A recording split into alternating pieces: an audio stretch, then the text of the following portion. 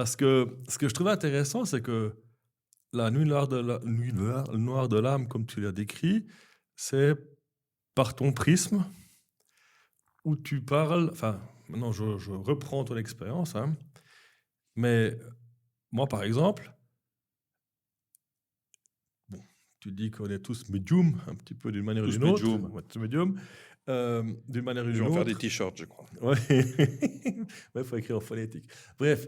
Ne me lance pas. Oui. Tu parles d'information et tout, mais toi, moi, la spiritualité, je sais pas si j'y suis pas encore à ce stade-là, etc. Moi, c'est encore je suis pas. On parle pas de level, on parle pas de profondeur, on parle pas de plus spirituel ou moins. Et je crois que c'est. Vous avez remarqué que les derniers épisodes étaient un petit peu plus musclés avec Amandine, de quoi on a parlé, etc. Mais c'est pas forcément pour dire aux gens faites comme ci, faites comme ça. C'est que vu qu'on a tous une expérience un peu différente, ce qui est embêtant, c'est que vu qu'on est tous des chercheurs en quelque sorte, c'est dans notre perception à nous, si on prend le cas du nord de l'âme, c'est pas dans l'extérieur qu'on va trouver entre guillemets une réponse ou l'étincelle qui va peut-être nous faire progresser. Parce que quand tu parlais avant, j'avais plein d'images dans ma tête. Et tu disais qu'il fallait toucher une fois le fond. Alors, une image toute bête, hein, hier j'étais au Athénéum à Neuch, et je voyais ces images de plongeurs qui allaient chercher des choses qui étaient enfouies dans la vase et compagnie. Et la nuit noire de l'âme, c'est ça. Ils vont chercher quelque chose qui est au fond. Chercher dans sa boue, dans sa propre boue. Et les pièces de monnaie qu'ils ont ramenées, c'est peut-être des reproductions, parce que voilà, dans la boîte dans laquelle ils sont montrés, c'est peut-être pas... hein. Mais ces pièces-là, elles sont entreposées quelque part pour qu'elles ne s'altèrent plus. Mais je veux dire qu'avant de pouvoir l'exposer ou d'en faire une copie, il a bien fallu la nettoyer, enlever les impuretés et compagnie, avant d'en faire quelque chose. Et l'image que j'avais aussi, c'était des pierres avec de la boue, de l'herbe dessus. Si tu veux faire une fondation, tu vas pas bétonner là-dessus, ou bien, toi, il faut nettoyer ta base pour arriver à ton essence, pour que tu puisses retravailler dessus, et pour que ta prochaine fondation soit un peu plus solide, différente. Ouais. Et la nuit noire de l'âme, comme moi je l'ai perçue, c'est chaque fois qu'il m'arrive quelque chose dans ma vie, que ce soit un décès d'un proche, ou quelque chose qui s'est pas du tout passé comme je voulais, et puis je me retrouve finalement devant de la vaisselle pétée, et puis tu te dis... et là, tout à coup, tout perd son sens. Toutes les runes que je tire le soir avant d'aller au lit, et tu es là, et tu te dis, mais bordel, pourquoi je fais tout ça? Parce que là, c'est cassé, ça me sert à plus rien. Et il te faut des fois, comme tu dis, quelques jours, quelques heures, pour te dire, maintenant, tu te mets un pied au cul, tu te lèves de ce lit, et puis ces runes, par exemple, moi, le fait de tirer une rune tous les soirs, ça me fait du bien, parce que ça me prépare la journée qui arrive. Des fois, un truc tout con, je tire Isa, par exemple. Pour moi, Isa, c'est garder mon centre, etc. Si on essaye au travail, par exemple, de me mettre face à des choses, je ne sortirai pas de mes gonds. Parce que Isa me dit, Rainy, garde ton calme. Et souvent, quand en face, on essaye de me provoquer avec du feu, et moi, je reste de glace, je maintiens ma position, et les provocations ne me touchent pas. Donc, où je veux en venir, c'est que pour, un moment donné, arriver à réagir comme ça, ce que je fais, il faut que ça ait du sens. Tu vois ? Il me semble que tu fais l'amalgame entre une crise et la nuit noire de l'âme. Oui, mais attends, l'amalgame de là, c'est qu'on parle de cycle. Il y a différentes crises de différentes profondeurs, mais chaque crise doit être vécue. Il y a des crises qui peuvent être très courtes. Le gamin qui ne reçoit pas sa sucette, il fait une crise, mais tout à coup, il va comprendre que, voilà, dans la vie, tu ne peux pas toujours tout avoir. Peut-être pour lui, c'était la nuit noire de l'âme, là. Hein. Il n'a pas eu sa sucette, c'est la fin du monde. Mais après, non, parce que la nuit noire de l'âme, c'est vraiment un état émotionnel qui a une durée qui est comme assez conséquente, et ça nous provoque dans un état dépressif.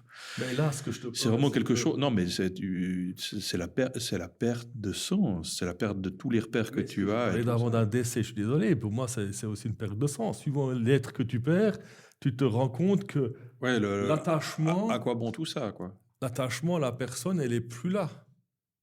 Le jour Ouais. avant, tu voulais dire des choses, tu l'as pas fait parce que tu veux faire un truc, d'un coup, elle est plus là, tu peux plus lui dire. C'est Oui. terminé. Oui, oui. Il n'y a pas Mais be kind, ça, c'est les étapes du rewind. deuil. Oui, mais C'est le deuil. C'est le deuil. Tu as les 7 étapes du deuil et tout ça. C'est encore quelque chose de différent. La nuit nord de alors l'âme. différent, oui, mais maintenant, les personnes qui l'ont jamais traversé, j'essaie de donner des images pour qu'on puisse voir un peu à quoi ça peut correspondre. Parce que le jour maintenant, les personnes qui ont écouté le podcast, le jour où ça leur arrive, ils se disent, mais tiens, je suis en train de traverser ça, et peut-être ils vont avoir des clés de compréhension pour essayer. Ouais. Ou réussir à identifier ça et se rendre compte Voilà. qu'ils sont affreusement normaux. Mais là maintenant, Normaux. je suis en train de donner des images, c'est Ouais. pas un à un ce que toi, Ouais. mais c'est pour qu'on puisse essayer de comprendre la profondeur que ça peut avoir. Alors après, ça peut être la multitude des crises que l'on vit qui fait que l'on va connaître la nuit noire de l'âme. Mhm. Tu vois, perdre un air trop cher, et puis après tu perds ton job, et puis tout d'un coup ça va moins bien dans tes relations, et puis mais pour moi c'est vraiment une notion spirituelle, quoi. La nuit noire de Moi, l'âme, c'est vraiment en lien moi, avec. spirituel, je l'ai eu. Ouais, ouais. Enfin, C'est je pourquoi est-ce racontais- que ça m'arrive, pourquoi à moi, et la problématique, c'est que quand tu te poses ces questions comme ça, ça répond pas. Il n'y a pas de réponse, il n'y a Mhm. rien. C'est ça. Donc ça, il y a des causes et des effets, et puis du coup, il peut y avoir plusieurs causes que tu viens de décrire qui ont un effet qu'on va traverser une nuit dans de l'âme, mais se poser vraiment un grand questionnement de pourquoi ça m'arrive à ça. Et puis, une fois qu'on a ce constat et tout ça, c'est là on peut recommencer à reconstruire. Mhm. Maintenant, si on va sortir le grand marteau vers le christianisme. Mjolnir. Ah, c'est- J'arrive même pas à tester, c'est impossible. Parce que dans la métaphore ici, on parle de la métaphore du phénix, puis on dit que la nuit noire de l'âme, c'est la face comparée de la chrysalide de la chenille. Attends, phénix, comment on peut passer du phénix, quoi, du christianisme au Mjolnir, au phénix Je et à vais la y chenille? venir après. J'arrive pas à suivre. C'est qu'il y a différentes faces. La première face, elle descend aux enfers. Oui, ouais, c'est clairement une descente aux enfers, une nuit noire de l'âme, ouais, clairement. Donc là, c'est à ce moment-là que en faisant mes recherches et puis mes discussions, la descente aux enfers, elle peut être vue de différentes manières. C'est que la descente aux enfers, au niveau chrétien, il y a purgatoire, expiation et compagnie, hein, pour essayer de reconnecter avec le divin. Mais après, moi, je me suis commencé à poser des questions. Je me dis, pour un païen, comment le païen vivrait cette crise noire de l'âme? Parce que dans la mythologie chrétienne, je l'ai replacé. Wow. Bah, déjà, il faudrait la création d'un enfer pour un païen.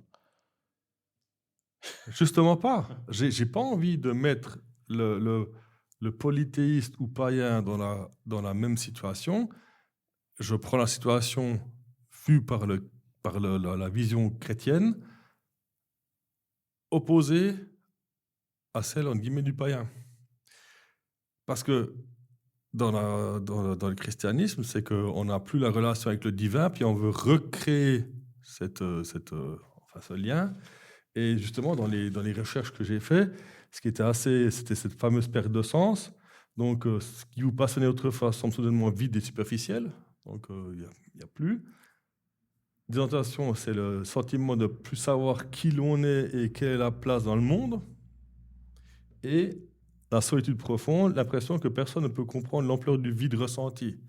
Mais ça, c'est aussi très proche de la dépression. Oui, complètement. Mais c'est une forme de dépression, hein. C'est une dépression spirituelle. Mais dans cette vision historique spirituelle de ce mystique chrétien, l'objectif, purifier Seigneur de la l'âme de ses attachements pour permettre une union plus pure et directe avec le divin. Ouais. Donc on parle déjà d'une qualité de relation plus pure. Plus connecté. Mais plus pure que quoi? C'est homo lave plus blanc que blanc. Toi, non, mais là, de nouveau, petite talonnade, hein, mais purifier l'âme, de quoi? Donc là, on parle de j'ai péché, j'ai fait des fautes, le divin me pardonne. Ouais, Et dans notre perspective à nous, c'est qu'on touche le fond et on essaie de voir en nous pourquoi on en est là. Ta petite dernière phrase là, que tu m'as dit, elle me pose problème parce que c'est une Ah, vision. mais c'est vraiment pas de moi. Non, non, mais parce que c'est une vision catholique et moi je suis Et d'éducation. justement, c'est. Non, non, mais l'histoire c'est que moi je suis d'une éducation protestante. Ok. Et du coup, dans le catholicisme, il y a la notion d'expiation et tout ça, alors que dans le protestantisme, il y a la notion de vivre avec. Or, celle-là, je ne la connais pas du tout. Ouais, justement. C'est ça la nuance et tout ça, où j'arrive pas à abonder dans ton sens. Ah, je ne demande pas que tu abondes. Non, non, mais tranquille. C'est que le protestant qui est en moi, à quelque part, n'arrive pas à comprendre le catholicisme où, pour se purifier, il faut répéter l'Ave Maria, et différentes choses et tout ça, le dogme, alors que quand on est protestant, on apprend à vivre avec sa croix. L'expiation n'existe pas. Donc, il n'y a pas de notion de purification. Mais alors maintenant, si tu dois vivre avec ta croix, est-ce que tu peux t'en débarrasser? Non, tu vis avec ta croix. Donc c'est encore pire. Ben oui, le côté protestant est plus radical que le côté catholique. D'une certaine façon, c'est que tu apprends, c'est que tu dois être vertueux pour éviter de devoir vivre avec des poids. Parce que tu ne peux pas effacer ce que tu as fait. Ok, donc si on prend ça dans un... Donc, la religion protestante, c'est un peu nos jeux électroniques des années 90. Tu démarres ton jeu, tu commences ton jeu, tu perds, c'est terminé. Non, Si, c'est une vie. Tu as perdu, c'est terminé. One life. One life. Ça, attends, je sais pas encore fini. Non, c'est que le chrétien... Tu vis avec ton poids, avec tes charges. Oui, mais attends, mais là... Pas le chrétien, le catholique. Catholique. Je te parle d'une comparaison pour qu'on puisse comprendre à un moment donné. Donc, tu joues ton truc dans ton jeu, là. Tu dois aller battre le monstre de level 35. Si tu perds, ton jeu est terminé. Ouais. Donc, ça veut dire que ta vie, elle arrive au bout. Tu as dû vivre ta vie comme ça. Game over. Ouais. Tandis que dans le jeu du catholicisme, il y a 5 points de sauvegarde par level. Tu peux racheter des vies. Ouais, c'est ce que j'allais dire. Et racheter des armes. C'est que tu remets une pièce et tu redémarres, quoi. C'est un peu ça. C'est pas autre chose. Tu remets une pièce et tu redémarres. Mais je veux dire, au bout du compte, si tu peux toujours te faire pardonner, tu vivras jamais, entre guillemets, réellement avec ta croix. C'est un peu une vision un peu faussée. Ouais, c'est pour ça que la notion de purification et tout ça, machin, j'y adhère pas trop.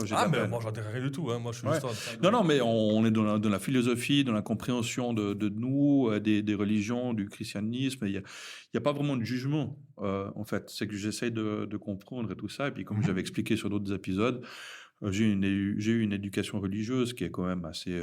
conséquente, si on veut bien, d'une certaine façon, sur la voie du protestantisme, mais pas du catholicisme. Du coup, j'ai une interprétation du gros bouquin qui est aussi un petit peu différente. Voilà. Et la notion de purification, d'expiation et tout ça, je ne l'ai pas. Parce que je n'ai pas cette lecture-là. Je n'ai pas ce prisme-là. Donc, il n'y a pas de confession. Il n'y a pas de confession, non. Je découvre, parce que moi, j'ai eu la version allemande bien sûr. du catholicisme. Oui, puis après, il y a encore toutes les nuances dans le christianisme qui peut y avoir. La confession n'existe pas. Tu vis avec ta croix. C'est vraiment quelque chose qui est assez compliqué, en fait. Parce que, toi, tu fais quelque chose de mal, tu peux aller à la confesse quand tu es catholique. Et puis, tu vas mettre une petite... Je vais être un peu vulgaire, mais tu vas mettre une petite pièce et puis tu vas réciter... c'est construit sur les mensonges. Dans le protestantisme, tu es seul face à Dieu. Voilà. Ouais. Voilà. Et puis, c'est là où tu te réfères. Et puis, la confession, tu peux le faire à ton Dieu. Tu ne le fais pas à l'homme d'église. Alors, bien sûr, tu peux aller discuter tout ça, mais il n'y a pas la notion d'expiation. Ben, c'est intéressant, mais je trouve que c'est la version du protestantisme, c'est un peu le paganisme sans rigoler, quoi. Ouais. Non, mais on rigole pas. Puis après, tu vois, il y avait tout le côté. Ouais, voilà, j'étais dans un milieu particulier du Ouais, protestantisme. très favorisé, Pas du avec tout. beaucoup de joie et compagnie, quoi. Bah, t'as habité où j'habitais, donc tu vois très bien où j'habitais. Oui. Voilà. Moi, j'aime bien faire ces parallèles parce que ça nous permet de faire des sauts de perspective pour voir le truc d'un autre aspect, puis qu'on en retire un peu quelque chose pour nous, pour la suite, quoi. Et je trouve ça très... Enfin, j'avais pas du tout le protestantisme sur mon écran, on va dire, et je trouve ça très intéressant, mais c'est encore plus déprimant, je trouve. Ouais, c'est déprimant. Oui. Tu vois, on le voit dans Da Vinci Code. À un moment donné, il y a un prêtre qui s'autoflagelle avec un machin qui se serre sur la cuisse. Ça, c'était la seule forme de repentir qu'il pouvait y avoir chez les protestants. En gros. Ouais, Voilà. sympa. Par la douleur. Sympa. Voilà. C'est par la douleur, quoi. Les apprentissages se font par la douleur. De toute façon, la vie est déjà assez douloureuse comme ça, Ouais. pas besoin encore de se serrer quelque chose. Mais voilà, à un moment donné, dans mes réflexions et dans mes discussions, j'arrivais à un certain point où il me manque le côté du cycle dans la mythologie chrétienne. Tu vois ce que je veux dire? Oui. On a une pièce, on la met dedans, on joue une fois le jeu, puis il n'y aura plus de jeu. Ouais. Donc les perspectives, il y a un mur à un moment donné, mais tu ne sais pas où le mur il est. Ouais. C'est que tu vas le ramasser. Tandis que le païen, c'est ce que tu avais expliqué avant, c'est la vision chrétienne, mais tu peux recommencer le jeu plusieurs fois, tu vois, parce que... La vision catholique. Non, païenne. Ah ouais, païenne, ouais. Parce que dans le païen, enfin en tout cas, Oui, il y a le le païen cycle. que je suis, une fois que je serai mort, je serai réincarné, et puis ça va se refaire plusieurs cycles, et je ne sais pas combien. Et je sais pas, c'est ma vision. Oui, alors ça dépend des philosophies et des croyances. La réincarnation, le nombre de cycles, le nombre de réincarnations, le nombre de vies, qu'est-ce qui se passe après, etc. Donc, Mais tu as la certitude que tu vas te réincarner? Alors, non, simple. J'ai eu cette discussion avec mon père. On était à Lausanne pour le travail, on rentrait, pleine période du Covid. Lui était assis derrière, moi j'étais assis devant. Super, hein, comme ça, moi, le virus, toi, il reste devant, on va derrière. Hein. Simplement pour expliquer dans quel état d'esprit se trouvait mon papa. Oui. Et à un moment donné, il regardait par la fenêtre, puis moi, je voyais dans le rétro, puis j'ai fait « Tu penses à quoi ?» Puis on était en train de longer le lac, puis il me fait « Ouais, je sais pas. » Je dis « Mais ça va ?» Ouais. Puis quand il est comme ça, toi, il a 70, il pense. J'ai dit tu penses à la vie après la mort? Puis il me fait pourquoi tu dis ça? J'ai dit je sais pas, je te vois comme ça, en train de fixer au loin là. J'ai dit ça a l'air vachement profond ce que tu réfléchis, quoi. Puis il me dit ouais, puis toi avec ta croyance, qu'est-ce que t'en sais? J'ai dit papa, il y a deux trucs. J'ai pas peur de mourir. La seule chose qui me fait peur, c'est peut-être la manière. Ouais. Tu vois? Ouais. Ça, oui, ça j'accepte. Et après, j'ai dit, dans ma perception des choses, je vais être réincarné. T'en es sûr? J'ai dit, j'en sais rien, mais le fait de penser à ça maintenant, je suis focus sur maintenant. Parce que je peux le vivre qu'une fois. C'est pas du style, ah mais bon, de toute façon, si cette vie-là, c'est la merde, je serai réincarné, puis on rejouera une autre fois. Alors pour moi, cette vision de la réincarnation, je vais vivre cette vie ici pleinement, sans regret, l'instant présent. Pourquoi tu te réincarnerais? J'en sais rien, mais c'est la façon dans laquelle je vois les choses maintenant. Parce que pour moi, ça me paraît logique, c'est pas fini. Parce que en ayant marché dans le musée du Lathénium, ils expliquent bien que le sel croit à la réincarnation. Donc si les gens y croyaient déjà il y a 2000 ans en arrière, il n'y en a pas un qui s'est mis dans la tête « Oh, on va aller... Ouais, alors, j'ai pas envie qu'on se mette l'athénium dessus, mais c'est juste une explication d'un truc qui est sorti d'un pseudo-scientifique. Non, je pense pas. Ouais, Mais le fait d'enterrer non, les gens avec de la bouffe et tout ce qui va avec, c'est bien qu'ils pensent quelque chose qui est après. oui, après, mais c'est pas la réincarnation. Pas la réincarnation ici, sur Terre. Moi, ça t'en sais rien non plus. Ah, Ça dépend. non, tu as quelque chose. Non, ça dépend sur quelle philosophie on va aller voir, on va aller observer. Donc, ça dépend des courants, des théories que l'on va observer. Personnellement, moi, je pense que la réincarnation, c'est un échec de mission. Game over. Ouais. Tu te réincarnes Ouais. si tu n'as pas compris ta mission. C'est pas un game over, c'est play again. Si tu me lances là-dessus, Ouais. hein, j'ai eu des heures de discussion avec des gens, mais j'ai des visions, mais Ouais, ça, c'est juste un truc. C'est que si tu n'as pas compris la mission pour laquelle tu t'es incarné, tu rejoues. C'est un maintenant, replay. j'aimerais bien pouvoir te perturber. Attends. Si tu regardes une certaine forme de druidisme, Mhm. tu t'incarnes d'abord comme minéral, ensuite comme végétal, comme animal, puis comme humain. Et puis, tu le fais en 4 cycles par règne. Bon, maintenant, ça, c'est les druides. Ouais, c'est druide. Et puis après, si tu regardes les païens ou la réincarnation, si tu regardes dans le bouddhisme, tu peux te réincarner. Alors après, avec des notions de karma, de différentes choses et tout ça. Mais tu peux aussi partir sur un autre cycle. Si tu comprends ta mission, toi, si on prend ma théorie, que la réincarnation, c'est un échec de mission et qu'on revient pour faire l'apprentissage, c'est-à-dire que tu peux aussi réussir ton apprentissage et aller ailleurs. Et la question, c'est où est-ce que l'on va? Qu'est-ce que l'on va faire? Hein?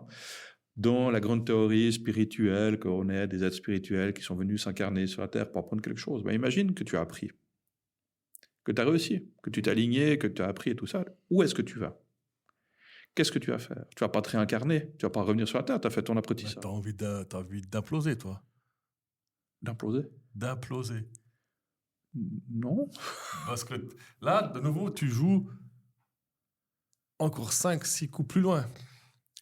Parce que maintenant... Ça, c'est mon côté verso, vivre dans le futur. Oh, t'es fait chier. Vis déjà le moment présent. Non. Toi, tu parles d'une unité. Toi, tu es une unité. C'est vrai, Ouais. développe. Qui a une mission. Que la mission, c'est d'apprendre quelque chose. Voilà. Maintenant, je compliquais ta vision. Ouais. Pour te montrer à quel point ta vision, elle est très comme ça. Parce qu'on m'a fait la même réflexion, puis ça m'a complètement désarçonné, quoi. La personne, elle m'a dit, sur Terre, ce qui nous fait vivre, en quelque sorte, c'est l'amour. Tout seul, on ne pourrait pas vivre, quoi. C'est les relations humaines, c'est une certaine forme, c'est l'amour, quoi. Donc, j'adhère déjà pas, quoi. Mais c'est pas grave, Ouais. je m'en fous si tu adhères ou pas, continue. parce que la théorie, elle est un peu plus grande que ça. Parce que si on commence à parler d'amour, on va parler Ouais, de c'est un peu- lumière, et c'est un puis peu bla, simpliste. bla, L'amour, bla, explique bla. tout. Non, on s'en fout de ça. Ok.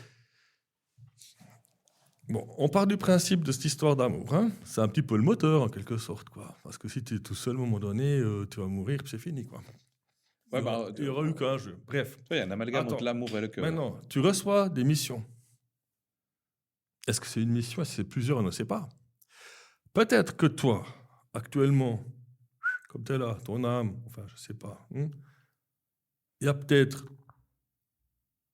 30% de li, 20% de là, et puis plusieurs entités, je pense que c'est, se sont fusionnées en toi pour accomplir leur mission. Ben, chacun une mission. C'est un peu comme un jeu où, à un moment donné, c'est du multijoueur et on se réincarne dans un robot qui doit faire une mission, quoi. Puis dès qu'on perd, pouf, on s'éclate, puis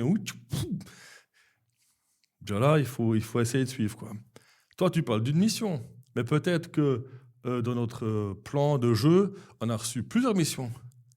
Et puis peut-être en cocher 3 sur 10, quoi. L'équipe qui a splitté, finalement, chacun arrive, je ne sais pas où, montrer leur carte de jeu.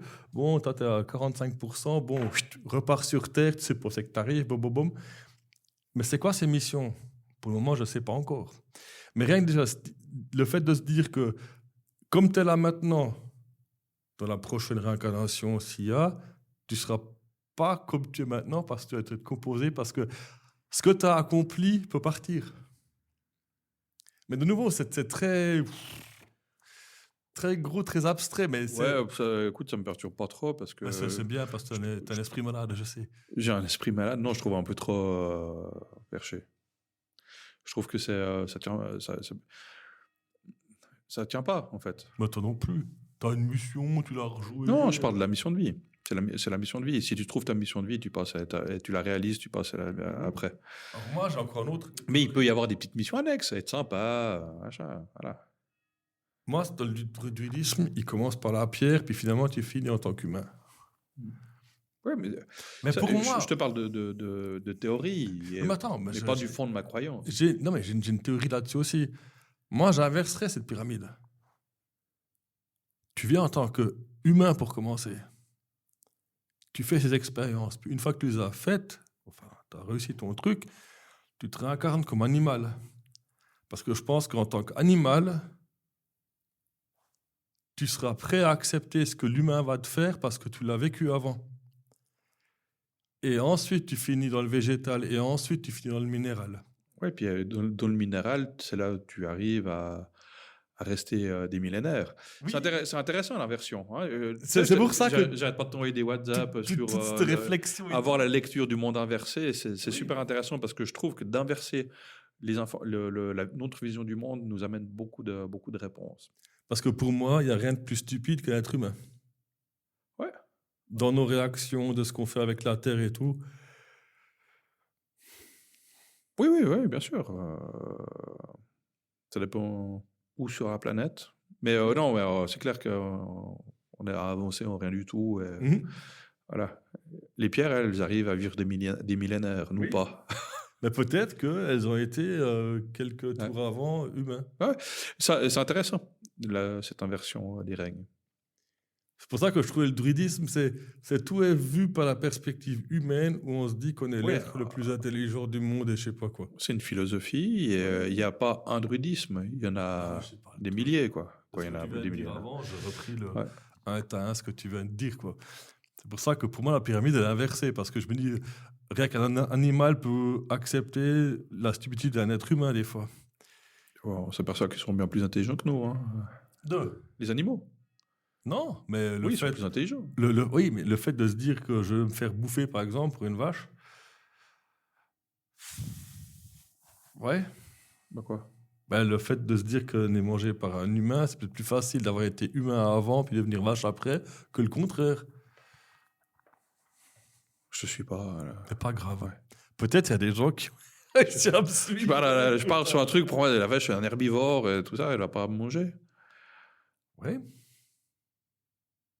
Mais c'est pas grave.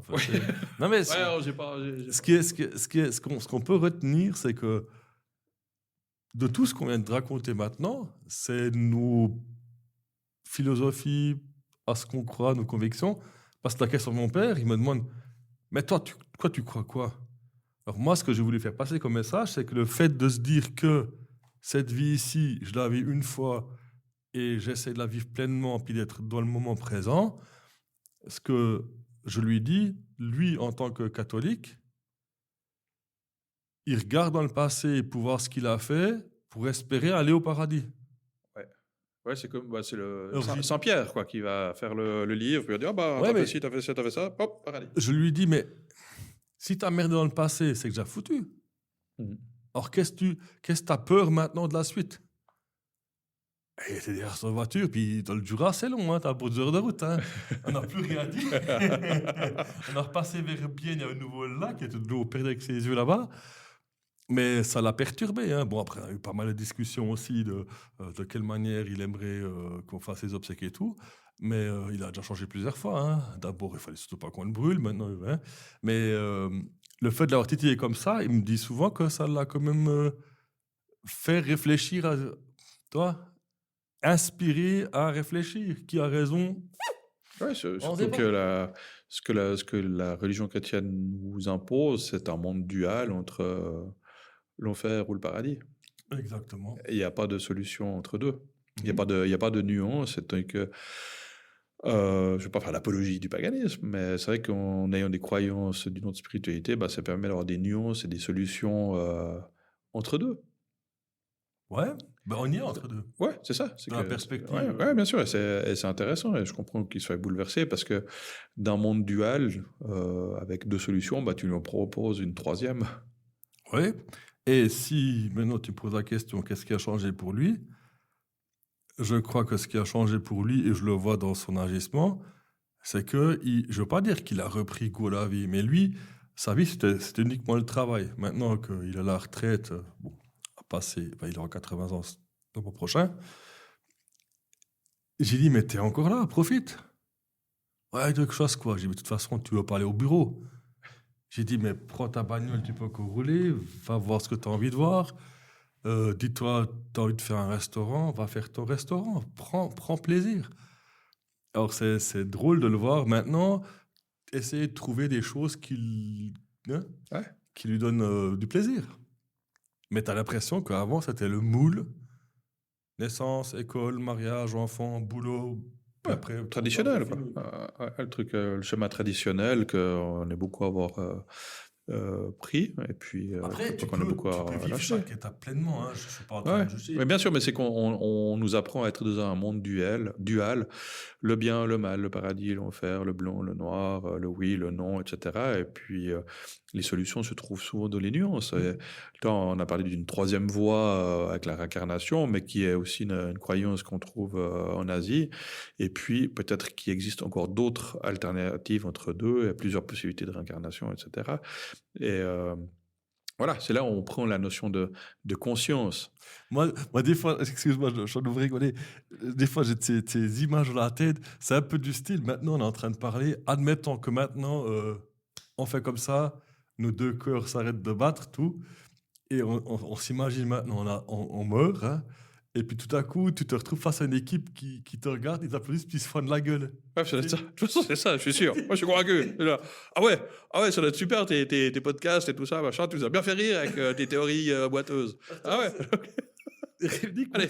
Nique-moi cette image. Ah, mais- C'est aussi comme. Attends, le pire, c'est si en fait, il n'y a plus rien. Tout s'arrête. Oui, Ouais. Rani Lulu, c'est fini. Je sais pas quel film c'est là. Ils sont deux dans l'espace, un gars puis une femme là. Puis à un moment donné, elle est dedans, puis lui a son câble qui lâche, puis il part dans l'univers comme ça. Puis Objectif Lune avec Tintin. non, c'est pas ça. Mais c'est la gonzesse qui voit son mec qui part, puis lui dans ses yeux, tu vois le désespoir, putain, il va flotter pendant un moment où il a plus d'oxygène et tout. Mais c'est un peu ça, quoi. C'est fini, ben voilà, il n'y a plus rien après. Ouais, non, mais imagine, c'est ça le concept, quoi. C'est qu'on fait des théories et tout ça, machin, puis en fait, c'est fini. Mais Voilà, pouf, terminé. nous, Rideau. il y a le rideau, puis on se réveille en enfer. Eh merde! Ouais, alors, je suis sûr qu'on rigolerait bien, quand même. Non, mais je veux dire, le concept est que peu importe de quoi on parle, etc., il y a des mondes qui se foutent sur la gueule parce qu'ils ne croient pas la même chose.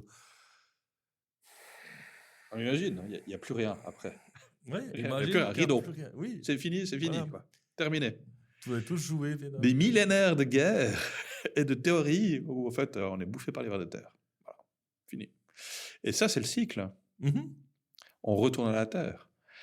Ça serait c'est assez spirituel, hein, en fait. C'est qu'on revient par nourrir la terre. Et puis on redémarre la réincarnation au travers du ver de terre. Ouais, mais d'où, si on ramène ça un peu à la spiritualité nordique, pour moi, le spirituel nordique de base, qui voit le Ragnarök pour la fin, moi, des fois, je discute avec des gens aussi sur Instagram, on échange des messages, mais je leur demande, mais vous croyez vraiment que... Je dis, c'est quoi le but du jeu? Se foutre sur la gueule et puis de vivre, enfin de mourir au combat pour finir chez Odin, pour bouffer les sangliers tous les soirs, pour mourir au combat l'année prochaine, puis enfin le jour après sur le champ, et puis de recommencer. Je dis, c'est ça la perspective. Ouais, bon, j'aimerais bien être transporté par les Haas au Valhalla quand même, ça va être sympa. Alors tu choisis d'être ramené par Freya et puis te retrouves au Volkswagen, mais tu vas pas aller avec Odin. Ouais, tous pour Odin, vous avez rien compris les gars. Freya, c'est elle qui... Ouais. Tu vois, je veux dire, là aussi, vu que c'est une mythologie, tu peux prendre les choses comme tu veux, puis tu rigoles. Ouais. Mais après, souvent, moi, je ramène toujours tout un peu à mon petit copain Loki, où je me dis, s'il n'y avait pas Loki, ça serait nul comme la mythologie chrétienne. Enfin, tu vois ce que je veux dire? C'est un peu Loki, c'est celui qui fait. Sans lui, il n'y aurait rien. Ça serait une histoire nulle. C'est un peu le créateur, quoi, quelque part. Quoi. Non, c'est le chaos. Ouais, non, mais le chaos créateur, quoi. Oui, voilà. C'est le chaos créateur, c'est l'imaginatif, c'est Il casse le des fou, trucs, c'est le il faut quelque chose foufou, qui quoi. se fasse. Ouais. Mais c'est ce qu'on lui reproche tout le temps. Mais c'est celui qui crée, parce que la perfection, c'est la fin. Donc maintenant, parce que il faut quand même que j'amène la vache sur la glace. Parce comme on qu'il y a dit. encore 12 pages. Non, pas 12 Ah bon. pages. On est d'accord que cette histoire de la nuit noire de l'âme, Oui. on a parlé de cycle. C'est quand même le sujet de base. On a parlé de cycle. Donc ça veut dire que quand tu te retrouves dans la nuit noire de l'âme, pour le païen nordique, tu te retrouves dans Samhain en quelque sorte.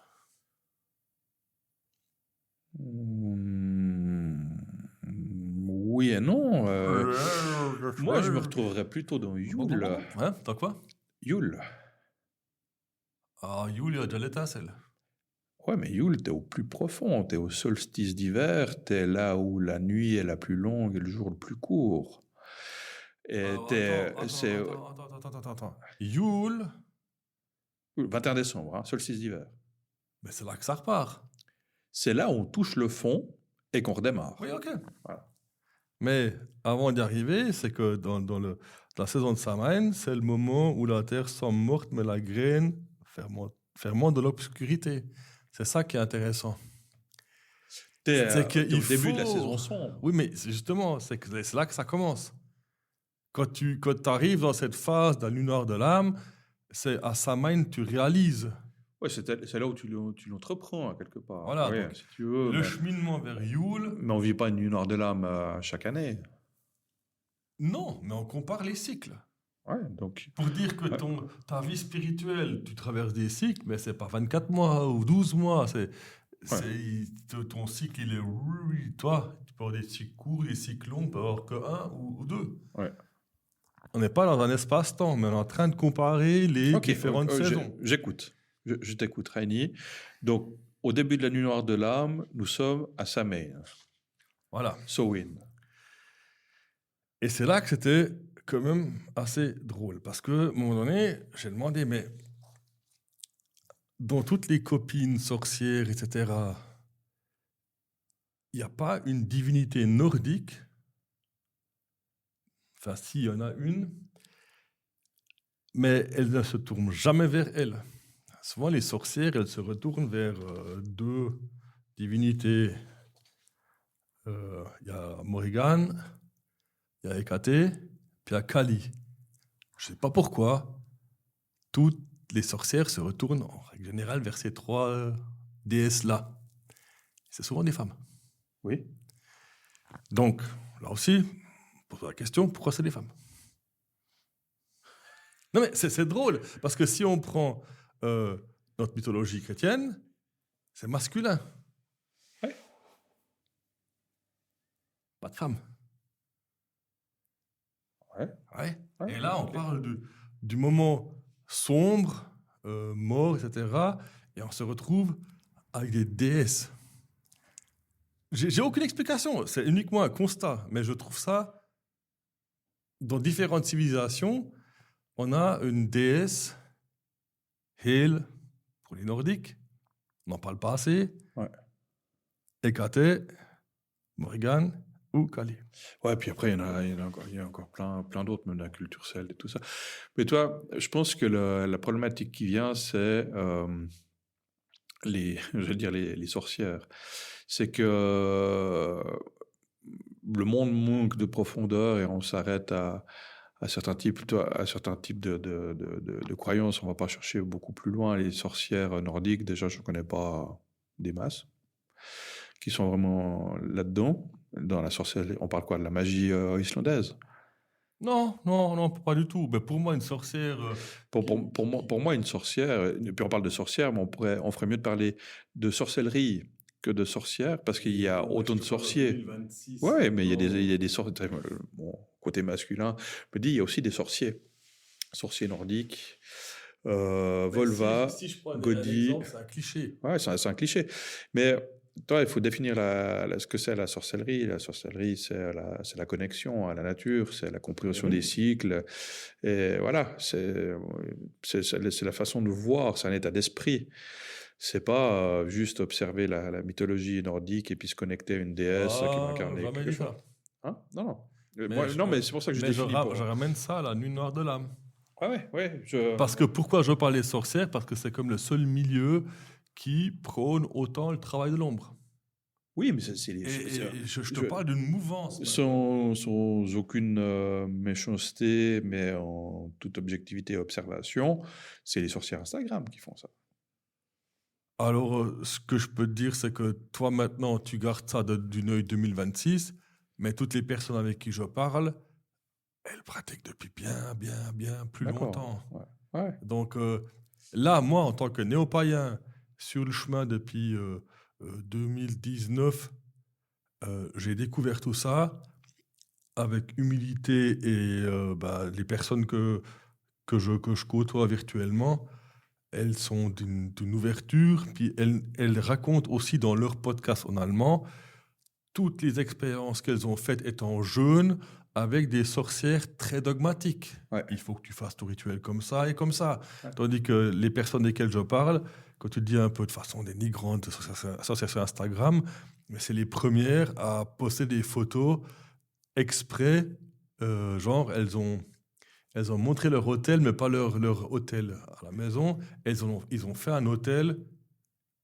comme si c'était chez eux, mais pas avec un filtre et tout. Il y a peut-être 3 objets, puis ils disent, ben, la maison, c'est la même chose, mais je ne montre pas mes objets qui sont sacrés pour moi, Ouais. mais pour montrer, c'est ça mon hôtel.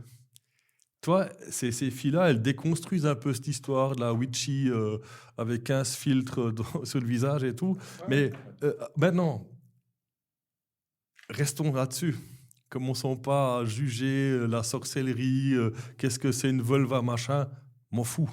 Mais ce que je veux dire, c'est que ce qui est intéressant dans mes questionnements, puis ce qui est aussi ressorti là, c'est que on n'a que des déesses.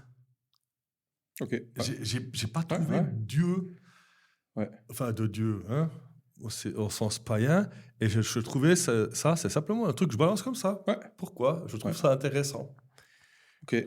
Parce que, de nouveau, le diable est Dieu. Nouveau, deux, entre guillemets, entités masculines. Ouais. Et Ouais. là, Mais tu sais, moi, je suis vraiment pas dans ce discours de masculin, féminin et tout ça. Donc, équilibre. Il faut le ouais, dire. pour moi, il y a de l'équilibre et les choses, elles sont comme elles sont. Et puis, on peut pas refaire l'histoire. T'as 3DS qui. Bon, ça m'inspire beaucoup de blagues, mais pourquoi est-ce que les catastrophes sont des femmes? Voilà. Pourquoi est-ce que les. Comment je peux Loki, dire? c'était pas une femme. C'était pas une femme, c'était un homme, Loki. Mais. On croit. On sait pas. Ouais, parce qu'en plus, c'est un farceur. Donc, Oui, oui. ouais, puis après, on peut même partir sur la mythologie romaine aussi, avec des hermaphrodites et tout ça. C'est toujours assez. Ouais, ouais. Voilà. Non, ouais, voilà. Je pense qu'il faut pas trop s'aventurer sur ce discours mâle-femelle, parce qu'en fait, ça nous appartient pas. Il y a pas les réponses. Voilà, à part sortir quelques blagues un peu douteuses que je pourrais Mais faire. là, ce que j'amène là, c'est simplement pour dire que dans une vision polythéiste et païenne, entre guillemets, quand tu vis une nuit noire de l'âme, en théorie, d'après ce qui nous est rapporté, toutes les déitudes seront des déesses.